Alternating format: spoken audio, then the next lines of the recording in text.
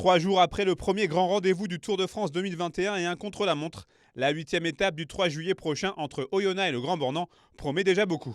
151 km avec 3 difficultés au programme, la côte de Mont-Saxonnet, le col de Rome et le col de la Colombière avant de redescendre sur la station des Aravis. Il y a 2 ans, Julien Alaphilippe s'était imposé en patron sur la ligne droite finale devant le stade de biathlon Sylvie Beckert. On a la chance, de par notre situation géographique au Grand Bornand, de se trouver soit à l'entrée des Alpes, soit à la sortie des Alpes. Et là, en l'occurrence, on sera avec l'étape Oyonnax-le Grand Bornand à l'entrée des Alpes.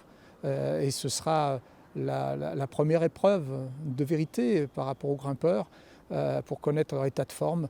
En tout cas, c'est une épreuve qui est attendue.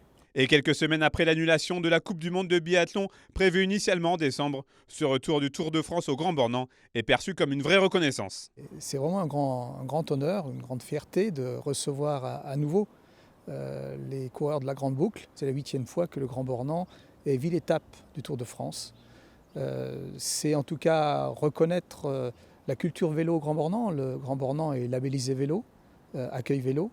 C'est aussi reconnaître quelque part notre savoir-faire. Le lendemain de cette arrivée au Grand Bornand, le peloton et la caravane partiront de Cluses pour Raillettignes pour l'étape Reine des Alpes et ses 5 difficultés. Un passage du Tour de France que la commune de la Vallée de l'Arve affiche fièrement depuis ce lundi. Après 18 ans d'absence, ça fait 5 ans qu'on préparait un dossier. On a montré qu'on était capable d'organiser des courses cyclistes comme d'autres événements durant ces dernières années.